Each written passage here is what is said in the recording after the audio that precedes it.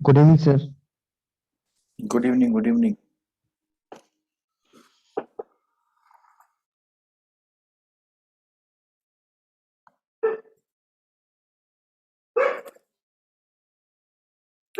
सभी लोग आ गए हैं और ये जो क्लास है हमारी यस सर। हमारी ऑपरेशनल रिस्क की जो कंटिन्यूस सीरीज चल रही थी, और ये क्लासेस जैसा कि आपको पता है उन्हीं के लिए बेनिफिटेड हैं जो जी। रेगुलर क्लास में आ रहे हैं और उसको डेप्थ से उन बातों को समझने की कोशिश कर रहे हैं। अगर कोई ऊपर ऊपर क्लास ले रहा है तो उनको बिल्कुल बोरियत होने वाली है, तो उनके लिए मेरी रिकमेंडेशन है आज की क्लास भी छोड़ दे तो ठीक ही रहेगा, क्योंकि इसमें आपका एक परसेप्शन ये हो सकता है कि बस ऐसे ही पढ़ा रहे क्या है, वैसे ना इस तरह की बातें आपके मन में आ सकती है। तो मेरी रिक्वेस्ट उन लोगों से है जो लोग रेगुलर क्लास में आ रहे हैं, वो लोग अगर इस क्लास को अटेंड करते हैं तो ज़्यादा अच्छा रहेगा। और बाकी जो लोग इस क्लास में रेगुलर नहीं है और वो कमिटेड हैं अगर सीआईबी को पास करने के लिए, देन फिर उनके लिए इस क्लास थोड़ा ठीक हो सकती है।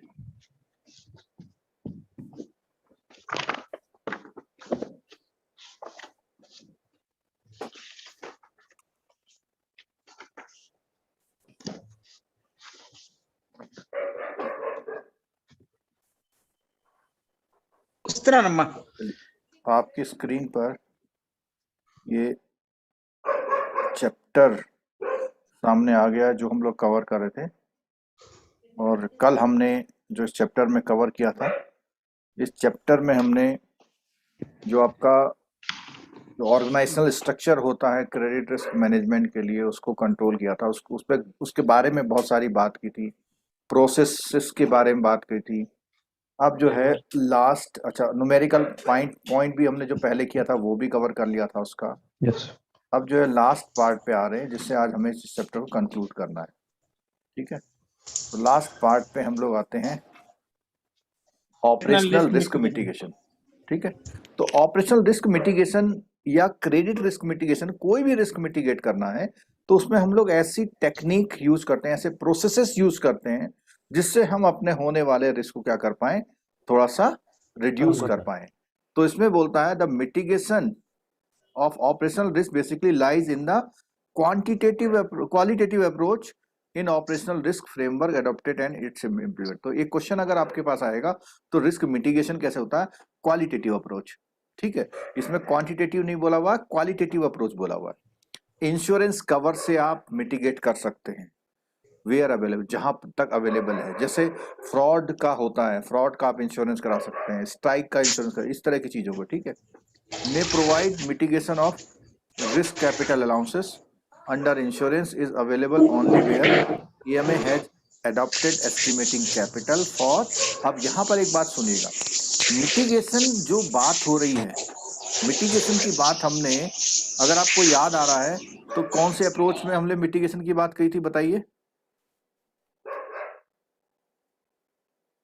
Credit risk. क्रेडिट में। अरे नहीं बाबा, इसी रिस्क में मिटिगेशन की बात कौन सी अप्रोच में करी थी? बेसिक इंडिकेटर अप्रोच में। नहीं, बिल्कुल नहीं करी थी। स्टैंडर्डाइजेशन अप्रोच बिल्कुल नहीं करी थी। एएमए। अरे भाई क्या कर रहे हो, एएमए में थर्ड वाले कॉलम में था 20% mitigation allowed. Yes sir, yes भूल सर। गए लग रहा, फिर कहोगे पता नहीं कहां से पेपर आ गया। चलो, तो यहाँ पे देखो, इसमें फिर वही लाइन रिवाइज हो रही है कि mitigation of risk capital allowance under insurance available only where AMA has adopted. AMA से जहां काम करेंगे तभी आपको मिटिगेशन वाला बेनिफिट मिलेगा। Under the AMA a bank will be allowed to recognise a risk mitigating impact of insurance in the measure of operational risk used for regulatory minimum capital। अब ये जो रिस्क मिटिगेशन है, आपको इसका use क्या करते हैं आप, इससे आपको मिनिमम कैपिटल रिक्वायरमेंट कम अरेंज करनी पड़ती है, और ये जो है लिमिटेड है, 20% लिमिटेड है। टोटल ऑपरेशनल रिस्क का जो कैपिटल चार्ज जितना रिक्वायर्ड है उसका 20% तक अब आप कम कर सकते हैं। मैंने ये सारी चीजें आपको करके बताई थी A bank ability to take advantage of such risk mitigation will depend on the compliance. अब वो डिपेंड करता है गाइडलाइंस के ऊपर, ठीक है। उसी एडवांस मैनेजमेंट मेजरमेंट अप्रोच में हमने सिनेरियो एनालिसिस नाम का एक वर्ड पढ़ा था, इसको यहाँ पे समझने की कोशिश करिए, ठीक है। अब उसने क्या है कि Basel 2 guideline on scenario analysis are as follows. क्या बोलता है? A bank must use scenario analysis based on expert opinion in the conjunction with the external data to evaluate its exposure to high severity events. इस बात को फिर revise कर रहा हूं कि जो सिनेरियो एनालिसिस है वो बेस्ड होता है एक्सपर्ट की ओपिनियन में in conjunction with external data to evaluate its exposure to high severity events. तो वो जो भी एक्सपर्ट की ओपिनियन होती है वो एक्सटर्नल जो डेटा होता है उससे अपने डेटा के साथ मिला जुला करके वो अपने एक्सपीरियंस से वो देखता है कि कैसे हाई सीवियरिटी इवेंट्स को आइडेंटिफाई करेगा। This approach draw on the knowledge of experienced business managers and risk management experts to derive reasoned assessment of plausible severe losses.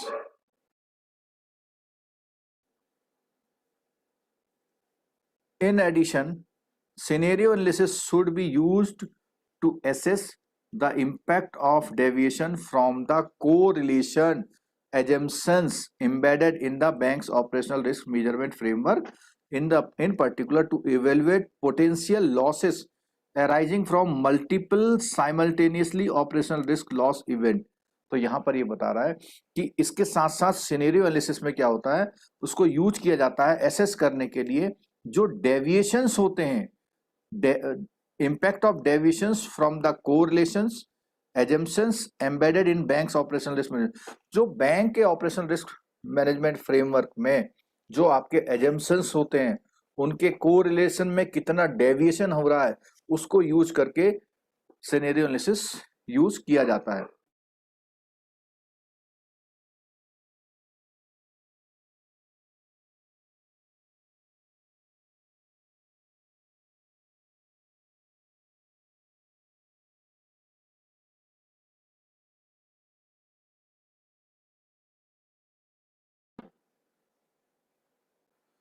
Over time, such assessment need to be validated and reassessed through the अब ये कहता है कि जो भी आप assessment कर रहे हैं उसको बाद में क्या होता है वैलिडेट करना है और रीअसेस दोबारा से असेस करना है उसको, ठीक है। Comparison to equal loss experience to ensure their reasonableness. In addition to use loss data whether actual or scenario based, a bank's firm-wide risk assessment methodology must capture key business environment and internal control factor that can change its operation। तो कुल मिला के ये कह रहा है कि जो लॉस डेटा आपने निकाल रखा है कि पीछे लॉस कब कब किस किस कारण से हुआ, उस चीज को जो आपका एक्चुअल है और सिनेरियो बेस्ड का मतलब एक तो एस्टिमेट टाइप का करना, ठीक है। A bank firm wide risk assessment methodology must capture key business environment and internal control factor that can change. तो इसमें देख रहा है कि कौन से बिजनेस एनवायरनमेंट है खास वाले और कौन सा इंटरनल कंट्रोल फैक्टर है जिसकी वजह से ऑपरेशनल रिस्क का प्रोफाइल चेंज हो सकता है, ये भी आपको सिनेरियो बेस में चेक करना है। These factors will make a bank's risk assessment more forward-looking, more directly reflect the quality of the bank's control and operating environments. Helps align capital assessment with risk management objective, कि जो आपका risk management objective है उसके according आपकी capital का assessment कितना हो रहा है। Recognise both improvement and deterioration, कितना आप सुधार कर पा रहे हैं और कितना आपका स्थिति खराब होती जा रही है, उन सब चीजों को क्या है रिकॉग्नाइज करना है इन ए मोर इमीडिएट फैशन। तो ये मतलब बहुत जल्दी से करना है, ठीक है। अच्छा, एक चीज मैं पूछना चाहूंगा, जब हम इस चैप्टर का नेम पढ़ रहे थे तो इस चैप्टर का नेम क्या था, बोलिए। Operational risk and integrated risk management. यहां से वो चीज शुरू होती है जो इस चैप्टर का दूसरा पार्ट है। क्या नाम है इसका? Integrated risk management. सर ये बैंक्स फर्म वाइड रिस्क क्या है? कहां इसमें पर? एक लाइन है sir, a bank firm wide risk assessment methodology must capture key business environment and internal control. ये वाला पैराग्राफ बोले ना, हाँ, in addition in वाला, yes sir. addition to using loss data whether actual or scenario based, a bank's firm wide risk assessment. तो banks firm wide का मतलब है कि जो बैंक के जितने भी कस्टमर हैं उनके बेस रखते हुए banks firm wide risk assessment methodology, कि किसकी वजह से क्या काम हो रहा है। और ये जो किया जाता है थोड़ा हाई वैल्यू वाले जो बिजनेसेस होते हैं ना, कि किन किन तरह की आप फर्में रख रहे हैं, कौन सी फर्मों से ज्यादा दिक्कत होती है, कौन सी फर्मों से नहीं होती है। Firm in the firm sense, wide firm in the sense, जिनके साथ आप डीलिंग करते हैं, अच्छा जिनके साथ डीलिंग करते हैं, ठीक है जिनके साथ डीलिंग करते हैं वो वाली फर्म। ठीक सर। फर्म का मतलब कंपनी भी हो सकता है, ऐसा नहीं कि छोटी फर्म। ठीक है, आगे देखिए, इंटीग्रेटेड रिस्क मैनेजमेंट की बात करता हूँ। तो इंटीग्रेटेड, मैंने जब चैप्टर शुरू किया था बताया था कि जो अदर टाइप के जो रिस्क हैं उनको इंटीग्रेट भी करना इसी चैप्टर में समझाया है। तो इसमें बोला is managing all risk that are associated with all the activity undertaken across the entire. पूरे ऑर्गेनाइजेशन में जितने तरह के रिस्क होते हैं उन सब के रिस्क के बारे में मैनेजमेंट करना इंटीग्रेटेड रिस्क मैनेजमेंट करना। In the context of banking industry or a banking organisation, risk that are associated with it are, अब वो कौन कौन से रिस्क एसोसिएटेड होते हैं? Liquidity risk, interest rate risk, market risk, credit risk, operation risk in there. अब देखो यहाँ पे 3 रिस्क जो है, मार्केट, क्रेडिट और ऑपरेशनल, तो आपने सुने हैं, लेकिन यहाँ पर 2 रिस्कों का और नाम ले लिया। कौन सा? लिक्विडिटी रिस्क और इंटरेस्ट रेट। तो इन सबको एज ए होल स्टडी करना क्या कहलाता है? Integrated risk management. ठीक है, the common factor in all these risk lies in their possible downside impact on the revenue of an organisation. तो उसकी जो ओवरऑल रेवेन्यू पे जो डाउनसाइड इम्पैक्ट आ रहा है उन फैक्टरों पे लाई करता है, उन ये जो रिस्क है उन फैक्टर पे डिपेंड करता है। लाइज का मतलब उन पे डिपेंड करता है। The sum of total all risk impact is critical factor to all earn. तो जितने भी ये रिस्क इम्पैक्ट हैं इनका जो सम है, sum total of all risk impact is critical factor for all earn. तो उनका जो सम होता है उस पे बेस्ड वो तय कर पाते हैं कि भैया कितना क्रिटिकलनेस है इसमें हमारे जो रिस्क टेकिंग का वो है। We know that profit loss of an organization is the sum of total all profit और loss। ऐसी होता ना, जैसे हम लोग प्रॉफिट लॉस में सम सबका पूरे ऑर्गेनाइजेशन का हर जगह का निकाल के रखते हैं, ऐसे ही इसमें रिस्क में भी है। That are generated through various activity.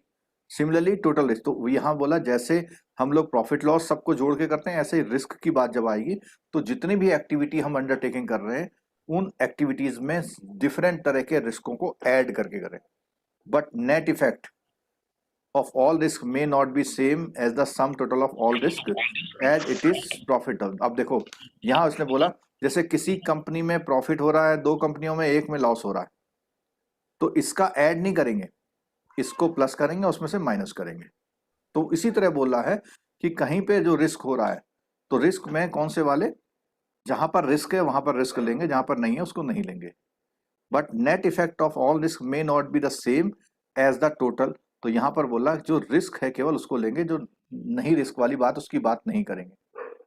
This is because of diversification effect of risk, क्योंकि जब आप कई जगह काम करते हैं तो ओवरऑल जो रिस्क होता है वो थोड़ा सा कम होता है, कहीं ज्यादा रिस्क है कहीं कम रिस्क है, एवरेज में उसका कम हो जाता है। डाइवर्सिफिकेशन इफेक्ट, तो अगर आपसे पूछा जाएगा कि क्या डाइवर्सिफिकेशन हमें ऑपरेशनल रिस्क को कम करने में मदद करता है? बिल्कुल करता है सर। करता है, ठीक है।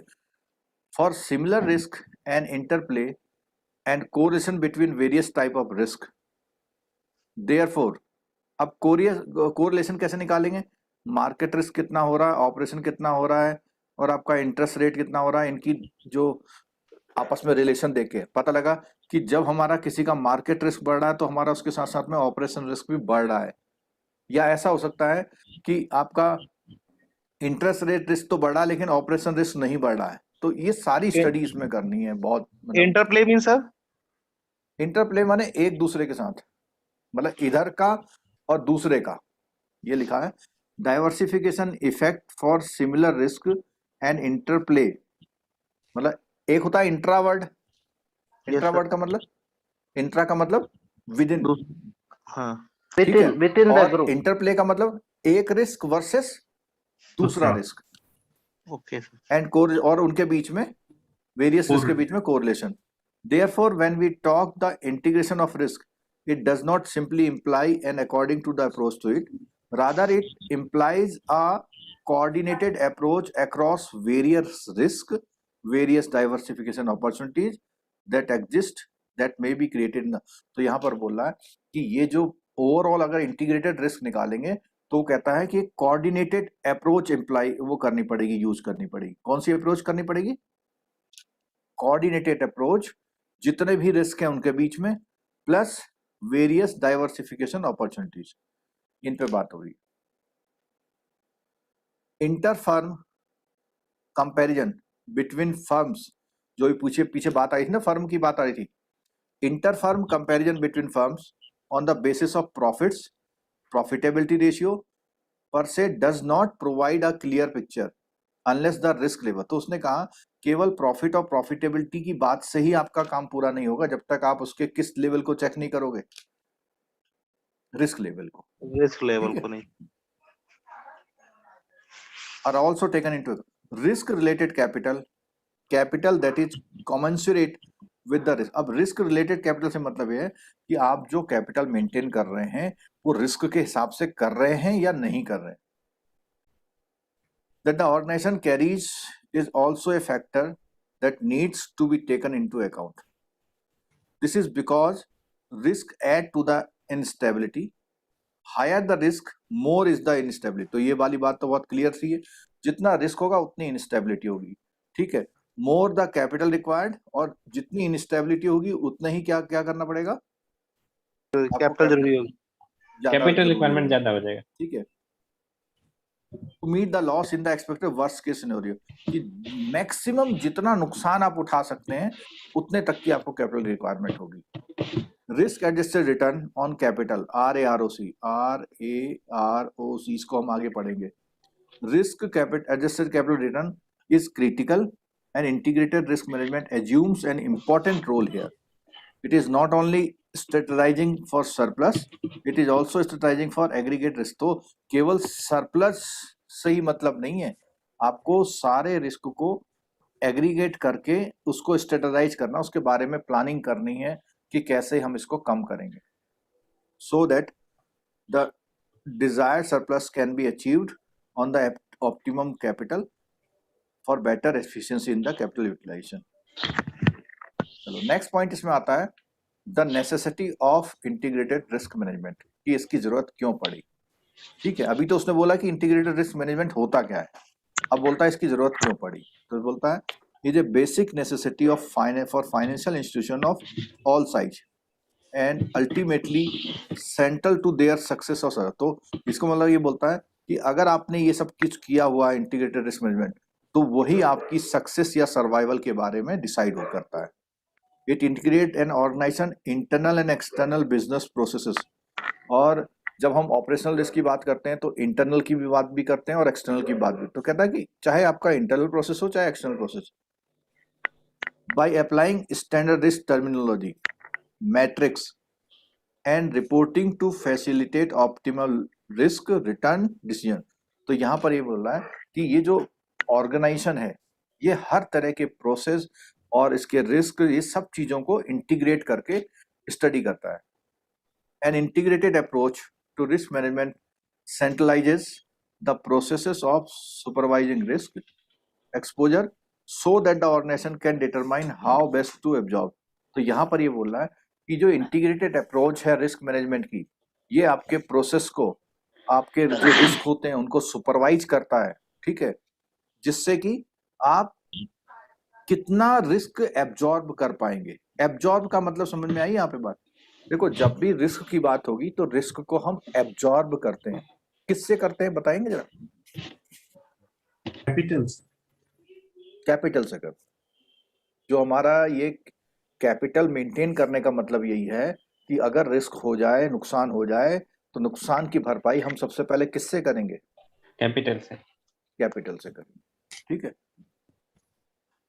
अच्छा एक चीज हो सकती है, आज जब हम ये क्लास लेंगे तो बीच में एक बार जूम अगर आउट हो गया तो उसका दूसरा लिंक देंगे थोड़ी सी देर में, ठीक है। यूट्यूब में तो ब्रेक चलता रहेगा, लेकिन जूम वाले बच्चे उनको दोबारा ज्वाइन करना पड़ेगा, ठीक है, ये ध्यान रखिएगा। लगभग 5-7 मिनट में ऐसा हो सकता है, ठीक। 5-7 मिनट में तो नहीं, लेकिन 10-15 मिनट में अगर ऐसा होगा तो ध्यान रखिएगा। सर आपका नाम मोनिका मैम दिखा रहा है। आज जो है वो थोड़ा रिवर्स हो गया, वो आईडी जो यूज हुई ना, इसीलिए मैं कह रहा हूँ ऐसा हो सकता है, ठीक है। जो हमारी वो बिजनेस वाली आईडी थी वो दूसरे से लॉगिन उनकी क्लास से स्टार्ट हो गई।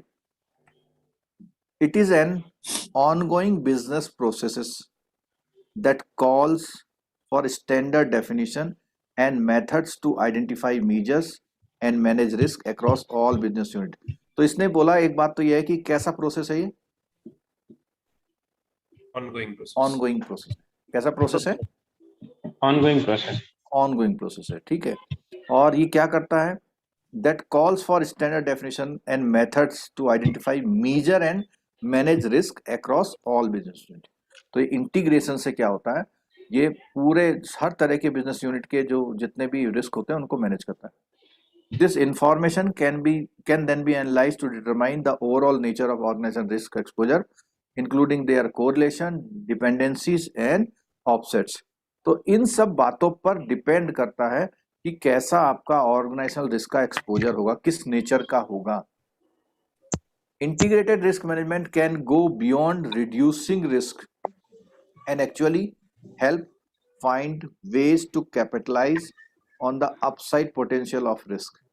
तो integrated risk management से क्या हो सकता है, वो केवल reducing risks नहीं है, उसके आगे भी है। Actually help find ways to capitalize on the upside potential of the risk। Capitalize on the upside potential of risk। To do that, however, organizations must thoroughly understand the process of the risk in order to make informed decision। तो यहाँ पर ये बोल रहा है कि अगर आपको इसके बारे में सही से समझना है तो आपको प्रोसेस, रिस्क प्रोसेस को बहुत अच्छी तरह से अंडरस्टैंड करना पड़ेगा। और क्या करना पड़ेगा, to make inform decision about retaining, financing and transferring risk. इसका मतलब क्या हुआ, जितना रिस्क है उतना ही बना रहे, ठीक है।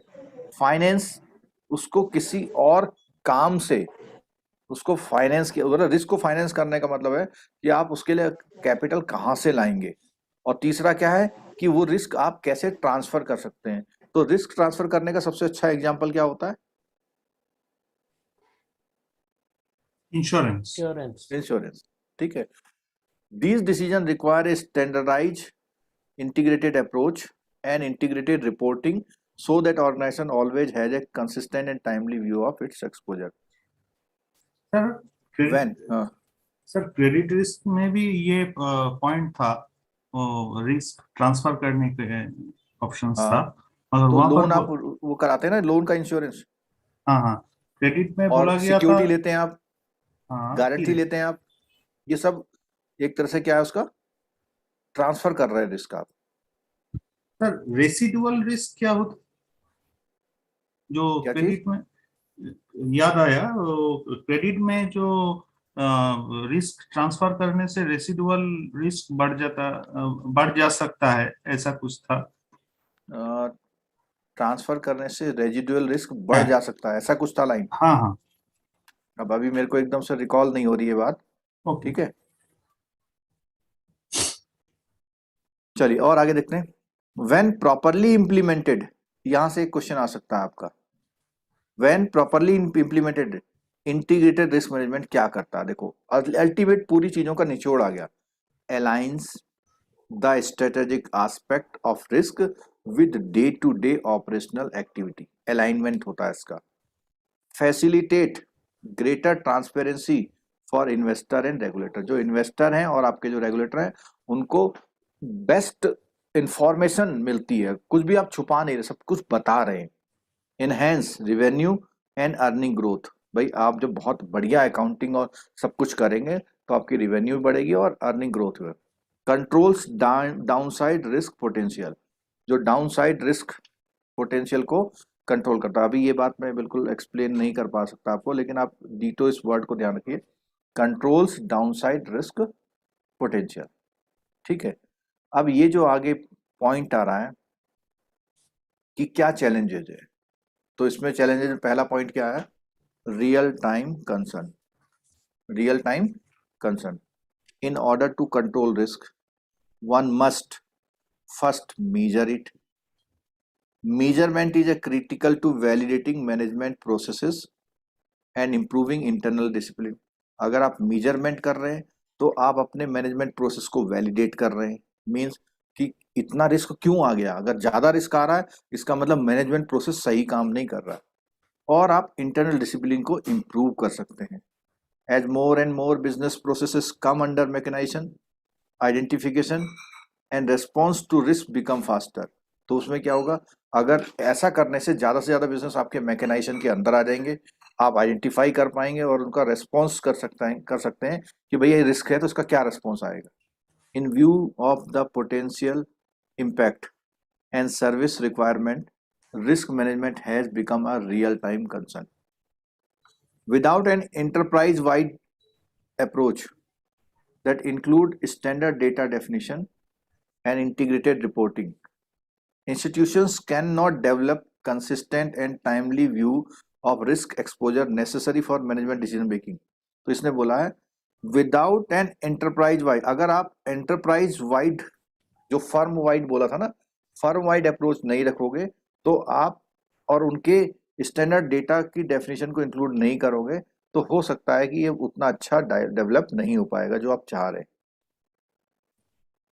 To comply with wide ranging regulatory demand, financial institution must understand, control, report risk across the enterprise management. अब यहाँ पर ये जो पॉइंट आया कि अगर आपको रेगुलेटरी डिमांड आ रही है, मतलब मींस आरबीआई कहता है ऐसा करिए ऐसा करिए, अगर आप वो डिमांड आ रही है तो आपको क्या करना पड़ेगा, must understand, control and report risk across the enterprise. Management is responsible for identifying and managing risk. At the same point of the others, the rating agencies are likely to establish a risk management rating for bank. तो अगर आप ऐसा risk management कर रहे हैं तो जब वो रेटिंग एजेंसी आपको रेट करती है तो उसमें एक पॉइंट देती हैं कि इनका रिस्क मैनेजमेंट अच्छा है तो इसके इतने नंबर आपको दिए जाते हैं। तो पहला चैलेंज क्या आया रिस्क मैनेजमेंट में, रियल टाइम कंसर्न, जो हमेशा हमेशा बना हुआ है कंसर्न। ठीक है, दूसरा क्या है, बिजनेस चैलेंज। दूसरा क्या है, बिजनेस चैलेंज। रेगुलेटरी रिक्वायरमेंट, ये हेडिंग में आ सकता है कि इनमें से कौन से चैलेंज नहीं है।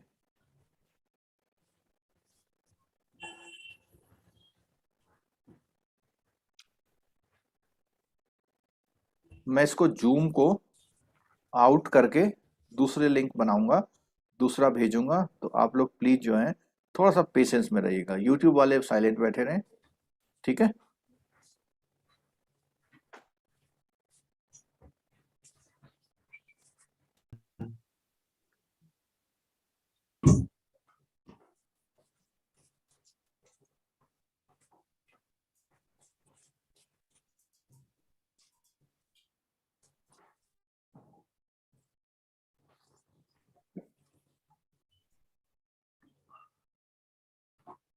हेलो, आवाज आ रही है आपको? हाँ sir. Yes, sir, all right. Yes, sir. चलो ठीक है, जो 2-4 लोग जल्दी से जुड़ जाओ।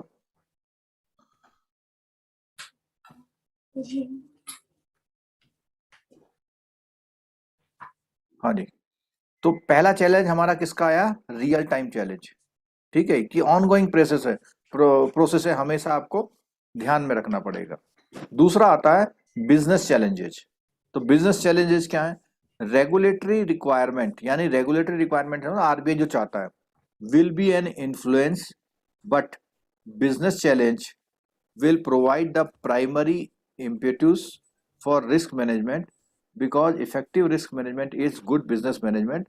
Some of these business, अब इसमें बोलता है कि यहाँ पर जो रेगुलेटरी रिक्वायरमेंट है किसी के इन्फ्लुएंस में आ सकती हैं, चाहे गवर्नमेंट के चाहे इंटरनेशनल लेवल पे कोई इन्फ्लुएंस है तब आपको बोला जा रहा है, लेकिन जो बिजनेस चैलेंज है वो तो एवरग्रीन है, हमेशा वो हमेशा business challenges will provide the primary impetus for risk management, ये इसकी प्राइमरी रिक्वायरमेंट है बिजनेस चैलेंजेस। ठीक है, तो कौन कौन से बिजनेस चैलेंज है? Evolution of real time business environment, जो रियल टाइम बिजनेस एनवायरनमेंट आ रहा है उस पर, डेवलपिंग ग्लोबल मार्केट प्लेस, जो नए नए मार्केट प्लेस क्रिएट हो रहे हैं वो, concern about business continuity and operational reliability, जो रेजिलियंस की बात आई थी कल, वो लगभग ये कि आपका बिजनेस चलता भी रहेगा या नहीं चलेगा।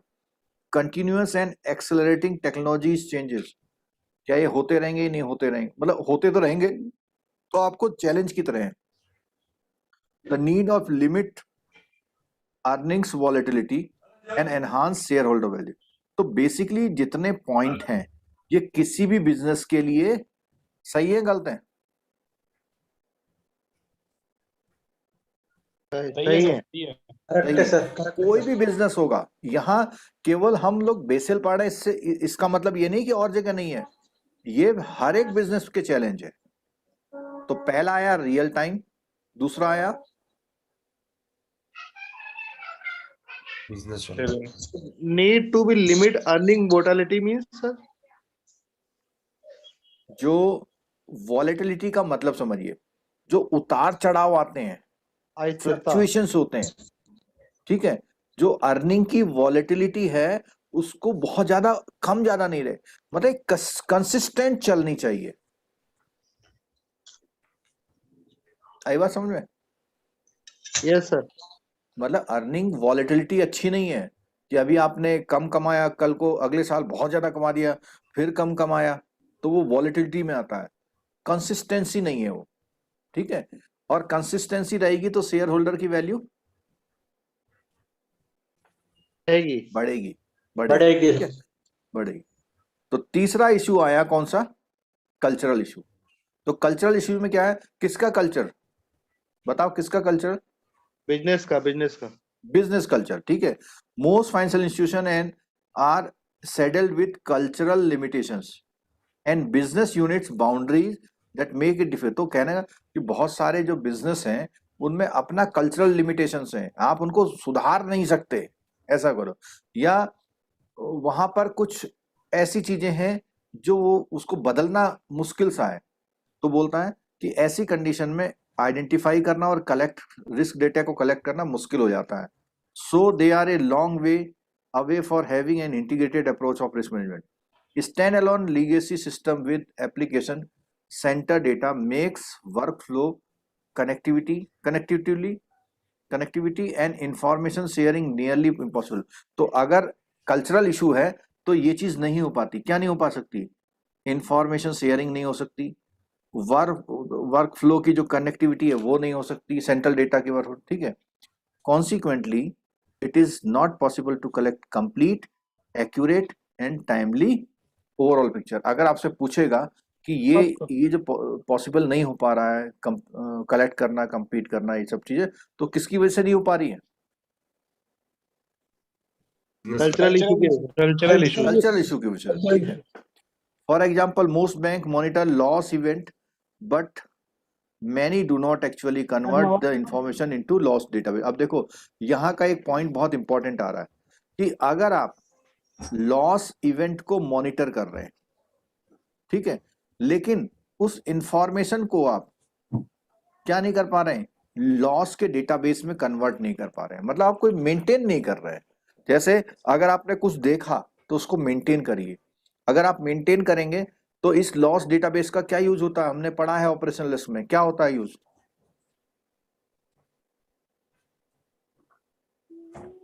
सर रिस्क मैनेजमेंट के लिए ना एएमए में loss data sir risk management के लिए टूल हो जाएगा कि हाँ इस बार का लॉस हुआ था, आपके पास हिस्टोरिकल डेटा आ जाएगा, लॉस डेटा, उसका आप यूज कर पाएंगे आगे के फ्यूचर के एजम्पशंस के लिए।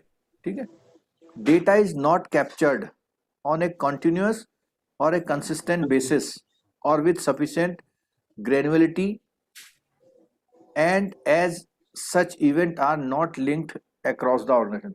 तो इससे जो यहाँ पे आ रही है बात, तो उसने कहा कि जो डेटा है आप उसे कैप्चर नहीं कर रहे हैं कंटिन्यूस बेसिस पे, कंसिस्टेंट नहीं है उस पर आप कंटिन्यूस बेसिस। कंसिस्टेंट का मतलब एक रेगुलर उस पर वर्क करना, ठीक है, सफिशिएंट ग्रेनुलरिटी नहीं है, तो ये चीजें नहीं है, तो इसकी वजह से क्या हो रहा है आपका, आप अच्छा डेटाबेस नहीं बना पा रहे। Many of the components of integrated risk management program already exist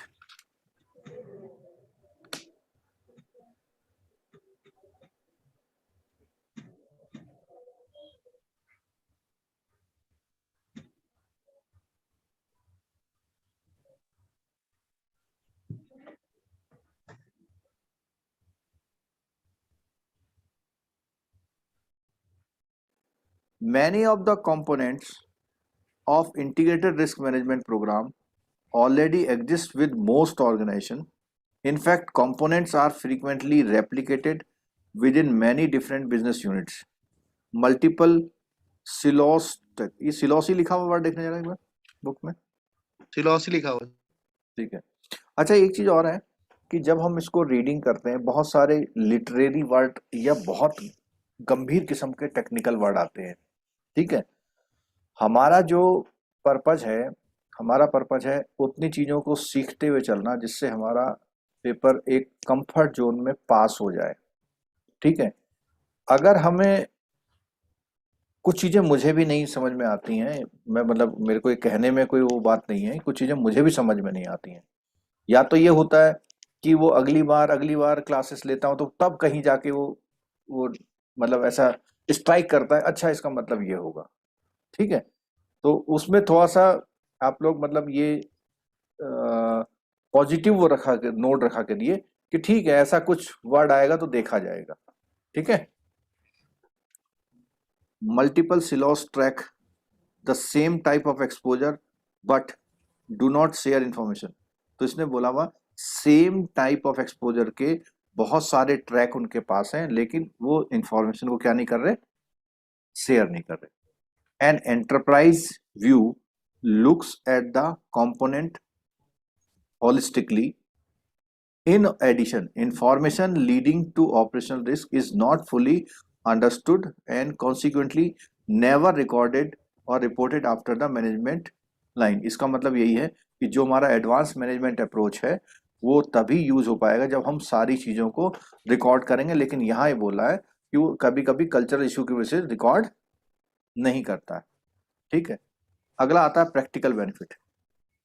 Financial institution need an integrated risk framework to relate capital reserves more effectively to their actual level of risk exposure. By aggregating and analyzing by type and across line business, they will be able to quantify the amount of capital. तो ये कह रहा है कि अगर हम integrated risk framework करेंगे तो हम amount of capital को क्या कर पाएंगे, बोलिए, रिजर्व कर पाएंगे, हाँ क्वांटिफाई कर पाएंगे, ठीक है। और जो कि हमको किस लिए चाहिए, अपने लॉसेस को एब्जॉर्ब करने के लिए चाहिए, ठीक है। Integrated risk management also contributes to better business performance for companies in all industries. Net income and return on investment or equity are commonly used to compare business performance but they do not consider. तो यहां ये बताना चाह रहा है कि हर organisation क्या करता है, net income, return on investment, return on equity, ये सब चीजें तो करता है, लेकिन क्या नहीं करता है कि risk adjusted rate of return can be determined by, तो वो rate adjusted return rate of capital को वो कंसीडर नहीं करता है। तो उसमें बोलता है हाउएवर इसको can be determined by dividing a units net income by its economic capital, producing a profitability measure that is common across business unit. इसको बात को समझने की कोशिश करेगा कि can be determined by dividing a unit's net income, जो उसकी पूरी इनकम है उसको इकोनॉमिक कैपिटल से डिवाइड करने पर RAROC आता है। इसको एग्जाम्पल के तौर में ऐसे कहता हूं कि आपने सपोज कीजिए 500 करोड़ रुपए अर्न कर लिए, ठीक है, लेकिन ये 500 करोड़ अर्न करने के लिए जो आपने कैपिटल यूज करी है उसकी भी एक कॉस्ट होती है।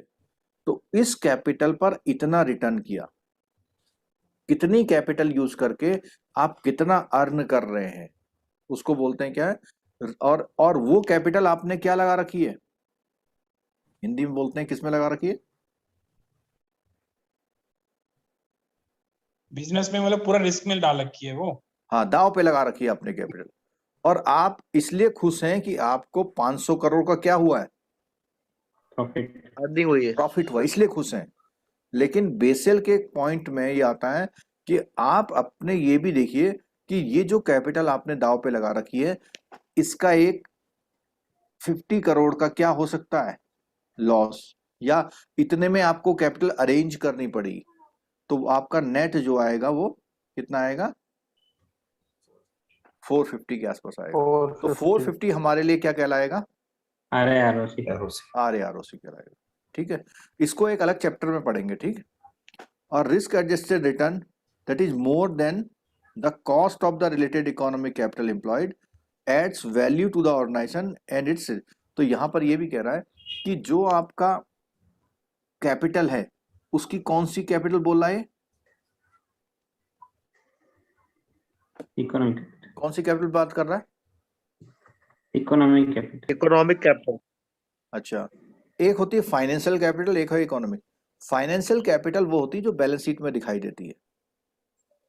इकोनॉमिक कैपिटल ये होती है उस जो आपकी कैपिटल है उसको अरेंज करने में आपने कितनी परेशानी उठाई, क्या क्या घटनाएं घटी, लोगों को अच्छा लग रहा है नहीं लग रहा है, ठीक है, कल को हमारे इस बिजनेस को कहीं अचानक से लॉस तो नहीं हो जाएगा, ये सब चीज को अगर एडजस्ट करते हैं तो उसको इकोनॉमिक कैपिटल बोलते हैं। The RAROC approach can also be extended to evaluating pricing decision and product profitability and to differentiate between relationships that make money for institution and those which do not। तो यहाँ पर ये कह रहा है कि इससे ROC का जो अप्रोच है उसी से हम इवेल्युएट करते हैं अपनी प्राइसिंग के डिसीजन, आपकी प्रोडक्ट की प्रॉफिटेबिलिटी। नॉर्मली तो कह रहा है 50 करोड़ का बेनिफिट हुआ, लेकिन 50 करोड़ का बेनिफिट कितनी कैपिटल लगाने पर हुआ और उसमें कितना रिस्क है, इसका कंसीडरेशन की बात कर रहा है। ठीक है, again a policy that establishes the level and type of risk an organisation is willing to absorb and content of risk profiles. RAROC is also an important factor in making risk transfer decision।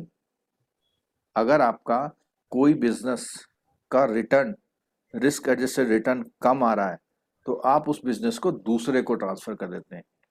The benefit of potential risk transfer strategy can be determined by comparing the potential decrease in economic capital, कि आपकी capital में economic decrease कितना है, and the risk loss against the cost of ensuring and hedging, और आपका जो cost of insurance और cost of hedging आ रही है वो कितना है। इन सब चीज़ों को कंसीडर करके ही आप इन चीज़ों को देख पाते हैं कि क्या हम अपने बिजनेस को किसी को ट्रांसफर करें या नहीं करें। ठीक है, हेजिंग का मतलब यहाँ पर स्टॉप लॉस है। स्टॉप लॉस ही है, हेजिंग का मतलब हमेशा स्टॉप लॉस होता है।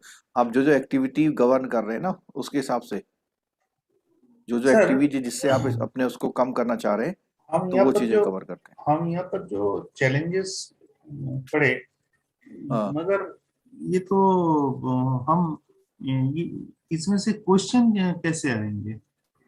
क्वेश्चन जैसे मैंने ना आपको पहला तो मैंने बताया हेडिंग बेस्ड आ सकता है। हाँ, वो तो आ हेडिंग सकता बेस्ड के मतलब कि कौन कौन से हैं चैलेंजेस, कौन कौन से, चैलेंजेस, ठीक है। दूसरा जैसे ये बिजनेस चैलेंजेस इनमें से कौन सा नहीं है, ठीक है, और इनमें से कल्चरल इशू कौन सा नहीं है, इस तरह से क्वेश्चन बना सकता है। हाँ, मतलब सर सब तो पढ़ने से एक ही जैसा लगता है। नहीं, आपकी बात बिल्कुल सही है, सब एक ही जैसे इसलिए लग रहा है कि अल्टीमेटली जो रिस्क मैनेज करने वाली बात आ रही है ना, वो यहाँ पे जब क्वेश्चन पूछेगा तो ऐसा नहीं पूछेगा कि ये ऑपरेशनल रिस्क में आता है या नहीं आता, ऐसा नहीं पूछेगा वो। ठीक है, एग्जाम में न्यूमेरिकल्स और कुछ कॉमन चैप्टर को छोड़ के बाकी सबको गेस लगाना पड़ता है, ये होगा कि नहीं होगा। नहीं तो गैस लगाने के लिए छोटा सा बेस तो तैयार होगा आपका इससे।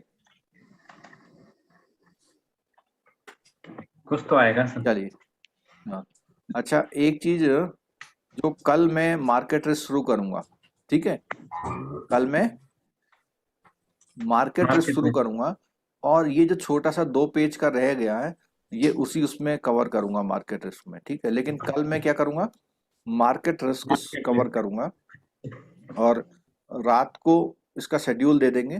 पहला जो क्लास होगा आपका, सॉरी, जो क्लास होगा आपका 10:30 या 11 से होगा, यस सर। पहला क्लास मॉर्निंग वाला, ठीक है। और एक क्लास नाइट में होगा, ठीक है। तो अपना जो शेड्यूल है, और नाइट में भैया कोई मुझे ये ना कहे कि चलो एक काम करते हैं, नाइट में ही दो कल दीजिए शाम ना। को आपको क्रिसमस के लिए फ्री कर दें।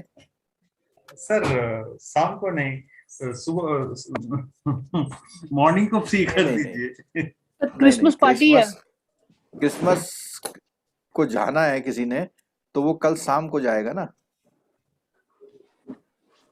ठीक है। पिकनिक है सर। सर शाम को अगर फ्री आपको कर दीजिए, क्लास दिन में चाहिए क्लास तो शाम ले को लीजिए। रखें।